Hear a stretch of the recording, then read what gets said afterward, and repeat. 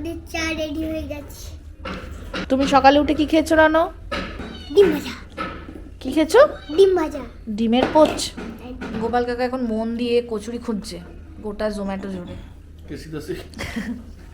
কেশি দাস কি বলছে, তাড়াতাড়ি আসবে? আচ্ছা 50-55 মিনিট কেন দেখাচ্ছে তাহলে? বাবা যে এত পাগল হয়ে গেছে, পাগলের মতো সব বলছে। কি রে, কি?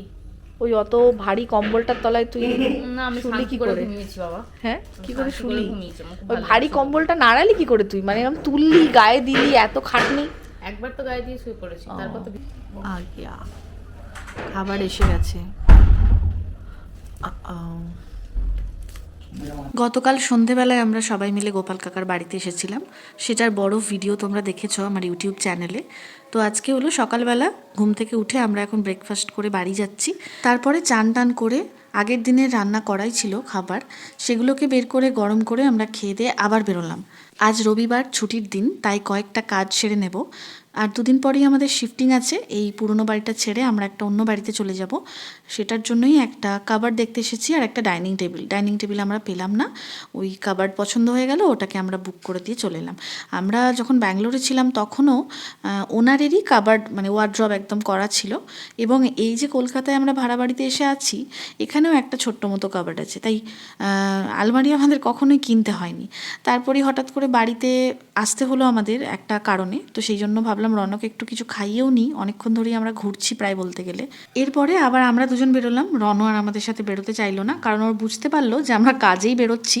ওর খুব একটা ওই সুবিধে হচ্ছে না, মানে আনন্দ পাচ্ছে না।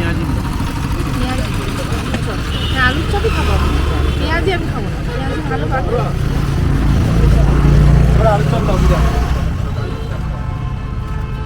আমরা দুজনে বেরিয়ে একটু চপ, পেঁয়াজি এসব খেলাম। অনেক আগে ভাত খেয়েছি, আর তাছাড়াও এত ঘুরছি চারিদিকে, এত কাজ করতে করতে খিদে তো একটু পেয়েই যায়।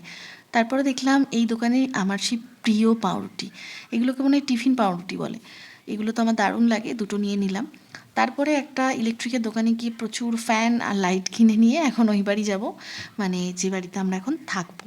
সেই বাড়িতে গিয়ে দেখলাম রান্নাঘরের কাজ চলছে। এটা আশা করছি দুদিনে কমপ্লিট হয়ে যাবে, তারপরেই শুরু হবে আমাদের শিফটিং।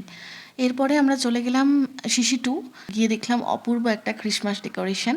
এখানে এসেছি রনর আর দীপের পাঞ্জাবি কিনতে। আমার শাড়ি কেনা হয়ে গেছে, এবং এগুলো যে কিসের জন্য সেগুলো আস্তে আস্তেই জানতে পারবে, আর আশা করছি অনেকেই বুঝতে পারছো। এরপরে একটা চেয়ারের দোকানে গিয়েছিলাম 3 জনের জন্য চেয়ার কিনবো বলে, ব্যালকানিতে রাখার, কিন্তু আমাদের দুজনের পাইনি, শুধু রনর পেয়েছি। তো ওটাই মাথায় করে বাড়ি এলাম।